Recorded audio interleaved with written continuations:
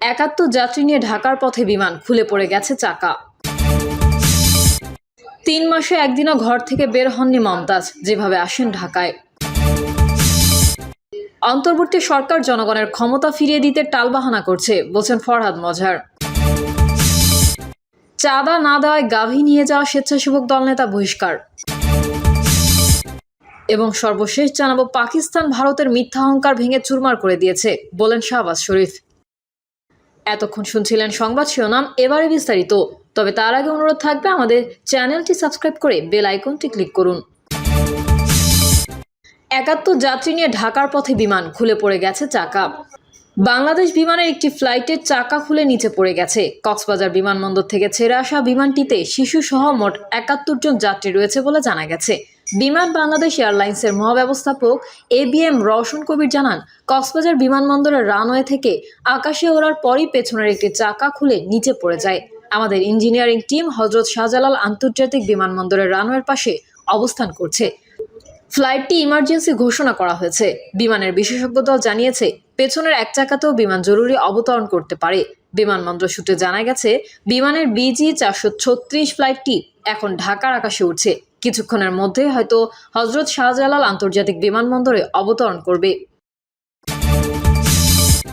3 মাসে একদিনও ঘর থেকে বের হননি মমতাজ, যেভাবে আসেন ঢাকায়। মানিকগঞ্জ 2 আসনের সাবেক সংসদ সদস্য কণ্ঠশিল্পী মমতাজ বেগম, তিনি নিষিদ্ধ ফ্যাসিবাদী দল আওয়ামী লীগ আমলের MP ছিলেন। ফ্যাসিস্ট শেখ হাসিনার পতনের 5 আগস্টের পর থেকে টানা 3 মাস সিঙ্গাইরে ভাইয়ের বাড়িতেই ছিলেন। এই 3 মাসে একদিনও তিনি ওই বাড়ির বাইরে বের হননি। তার আপন ভাই এবারত হোসেন নিজেই যুগান্তরকে এই তথ্য জানিয়েছেন। তার তৃতীয় স্বামী ডক্টর SM মঈন হাসানও এই সম্পর্কে বিস্তারিত জানিয়েছেন। এর আগে সোমবার ঢাকা মহানগর গোয়েন্দা পুলিশের একটি দল ধানমন্ডির একটি বাসা থেকে মমতাজ বেগমকে গ্রেফতার করে। তিনি এখন 4 দিনের পুলিশি রিমান্ডে আছেন। এবারত হোসেন যুগান্তরকে জানান, শিল্পী আপা 5 আগস্টের পরের দিন থেকে টানা 3 মাস সিঙ্গাইরের চর দুর্গাপুরে আমার বাড়িতেই আত্মগোপন করেছিলেন। আমার স্ত্রী সন্তান ছাড়া পাশের বাড়ির কেউই এই জানতে পারেনি আপার আত্মগোপনে থাকার তথ্য। এ সময় তিনি দলের নেতাকর্মী সহ সব শুভাকাঙ্ক্ষীর সঙ্গে মোবাইলে যোগাযোগ বন্ধ করে দেন। কেউ প্রয়োজন হলে আমার মাধ্যমে যোগাযোগ করতেন। স্থানীয় সূত্রগুলো জানিয়েছে, মমতাজের ভাই এবারতের বাড়ি সহ আশেপাশের এলাকা CC ক্যামেরা দ্বারা নিয়ন্ত্রিত। বাইরের কোনো আগন্তুক বাড়ির আঙিনায় ঢোকা মাত্র তাদের বাড়িতে কেউ নেই বলে জানিয়ে দেওয়া হতো। সিঙ্গাইরের আইনশৃঙ্খলা বাহিনী সহ বিভিন্ন গোয়েন্দা সংস্থার নজর এড়িয়ে মমতাজ বেশ আয়েসিভাবেই ভাইয়ের বাড়িতে 3 মাস কাটিয়েছেন। এবারত হোসেন আরও জানান, শিল্পী আপার ঘনিষ্ঠ বান্ধবী নিপার মাধ্যমে নিপার নামে ঢাকার ধানমন্ডিতে বাসা ভাড়া নেন। কোনো এক মধ্যরাতে গ্রামের বাড়ি থেকে বোরকা পরে বের হয়ে কাকপক্ষী জানার আগেই মাইক্রোবাসে সরাসরি ধানমন্ডির ভাড়া বাসায় ওঠেন। তিনি জানালেন, গাড়ির গ্লাস ছিল কালো রঙের। এবারত আরও জানান, নিপার স্বামী প্রবাসী থাকেন। মমতাজ আপার সব ধরনের দেখভাল নিপা আপাই করতেন, আর টাকার যোগান দিয়ে আসতেন মমতাজের PS জুয়েল। তিনি আরও জানান, মমতাজ কিছুদিন সাবেক দ্বিতীয় স্বামী মানিকগঞ্জ পৌরসভার সাবেক মেয়র মোহাম্মদ রমজান আলীর মেয়ে নূর মোহাম্মদের বাসায় আশ্রয় নিয়েছিলেন। এরপর তিনি নিপার ভাড়া করা বাসায় থাকতে শুরু করেন। তবে রমজানের ঘনিষ্ঠ স্বজন সানোয়ার হোসেনের সঙ্গে কথা হলে তিনি এই তথ্য মিথ্যা দাবি করেন। অন্তর্বর্তী সরকার জনগণের ক্ষমতা ফিরিয়ে দিতে টালবাহানা করছে বলছেন ফরহাদ মজহার। কবি ও কলামিস্ট ফরহাদ মজহার বলেছেন, অন্তর্বর্তী সরকার জনগণের ক্ষমতা জনগণের কাছে ফিরিয়ে দিতে টালবাহানা করছে। তারা বিভিন্ন এলিট কমিশন গঠন করে সবার মন ভোলানোর চেষ্টা করছে।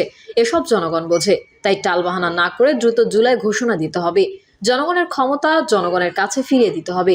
সমাবেশে ফরহাদ মজহার বলেন, অন্তর্বর্তী সরকারকে বলতে চাই, আপনারা অভ্যুত্থানের সরকার, আপনাদের প্রথম কাজ জনগণের ক্ষমতা জনগণের কাছে ফিরিয়ে দেওয়া।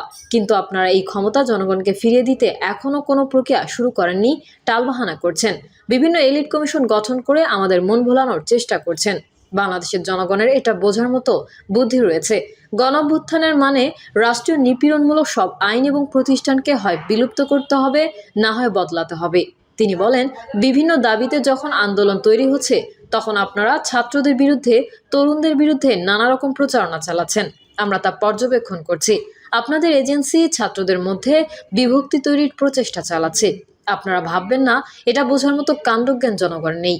ছাত্রদের সহিংসতার দিকে ঠেলে দিতে যেসব এজেন্সি কাজ করছে আমরা তাদের চিনি। তাদের বলবো জনতার কাতারে দাঁড়াতে। ছাত্রদের বলবো, তথাকথিত মতদর্শিক তর্ক করে নিজেদের মধ্যে বিরোধ বাড়াবেন না, এটা ফ্যাসিস্টদের কৌশল। ফরহাদ মজার বলেন, আমাদের কাজ হলো জনগণের ক্ষমতা জনগণের কাছে ফিরিয়ে দেওয়ার বিষয়ে আন্দোলন জারি রাখা। এজন্য অবিলম্বে জুলাই ঘোষণার উপর সবার জোর দিতে হবে।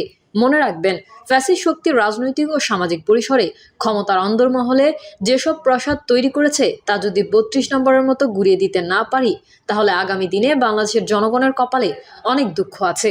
তিনি আরও বলেন, অন্তর্বর্তী সরকারের শিথিলতা আমাদের অত্যন্ত উদ্বিগ্ন করে তুলেছে। আন্তর্জাতিক ভূ রাজনৈতিক বাস্তবতায় তাদের শিথিলতা বাংলাদেশকে বিপজ্জনক জায়গায় ঠেলে দিচ্ছে।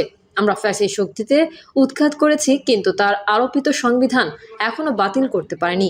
ঠিক তেমনি টেলিযোগাযোগ ও তথ্য প্রযুক্তি খাতকে এখনো ফ্যাসিস্ট শক্তির কাছ থেকে মুক্ত করতে পারেনি। তিনি বলেন, তথ্য প্রযুক্তি খাতকে নিয়ন্ত্রণের মাধ্যমে ইন্টারনেট বন্ধ করে ও সামাজিক যোগাযোগ মাধ্যমে নজরদারি করে যারা শেখ হাসিনা সরকারকে টিকিয়ে রেখেছিল তারা এখনো বহাল আছে এবং অন্তর্বর্তী সরকারের বিরুদ্ধে ষড়যন্ত্র চালিয়ে যাচ্ছে। অন্তর্বর্তী সরকার আওয়ামী লীগ এবং এর অঙ্গ সংগঠনগুলোকে নিষিদ্ধ করেছে, এটাকে আমরা সমর্থন করি। এখন আপনাদের কাজ হলো ফ্যাসিস্ট শক্তির সহযোগী ইন্টারনেট ও টেলিকম প্রতিষ্ঠানকে নিষিদ্ধ করা, তাদের লাইসেন্স বাতিল করা। 1 সপ্তাহের মধ্যে এই বিষয়ে সিদ্ধান্ত গ্রহণ না করলে আমরা বিটিআরসি এর সামনে অবস্থান নেব। চাঁদা না দেওয়ায় গাভী নিয়ে যাওয়া স্বেচ্ছাসেবক দলনেতা বহিষ্কার। চাঁদার দাবিতে গাভী নিয়ে আটকে রাখা স্বেচ্ছাসেবক দল নেতা মোহাম্মদ বেলাল খান তার পদ হারিয়েছেন। বৃহস্পতিবার সন্ধ্যায় তাকে দল থেকে বহিষ্কার করা হয়, যদিও পরে তিনি গাভীটি গৃহবধূ নার্গিস আক্তারকে ফেরত দেন। বেলাল খান ঝালকাঠির শুক্তাগড় ইউনিয়নের 1 নম্বর ঘিগড়া ওয়ার্ড স্বেচ্ছাসেবক দলের সাংগঠনিক সম্পাদক ছিলেন। এর আগে বিভিন্ন গণমাধ্যমে গাভী আটকে রাখা নিয়ে সংবাদ প্রকাশ হয়, যা দৃষ্টিগোচর হয় দলটির নেতাদের। এরপর বৃহস্পতিবার সন্ধ্যায় উপজেলার স্বেচ্ছাসেবক দলের আহ্বায়ক রতন দেবনাথ ও সদস্য সচিব আমিনুল ইসলাম খান রিয়াজ তাকে দলীয় শৃঙ্খলা ভঙ্গের অভিযোগে বহিষ্কার করেন। বহিষ্কারাদেশে উল্লেখ করা হয়, শুক্তাগড় গ্রামের আবু বক্করের স্ত্রী গোয়াল থেকে গাভী নেন বেলাল খান। বিষয়টি গণমাধ্যম ও সামাজিক যোগাযোগ মাধ্যমে প্রচার হয়। তিনি দলীয় শৃঙ্খলার চরম পরিপন্থী কাজ করেছেন।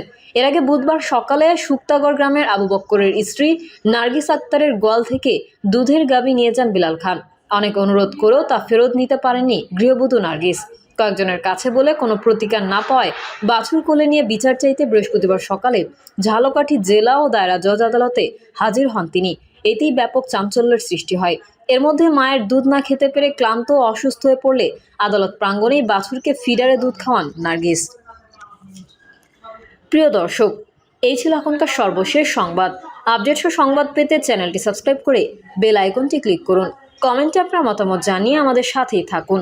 ধন্যবাদ সবাইকে। আল্লাহ হাফেজ।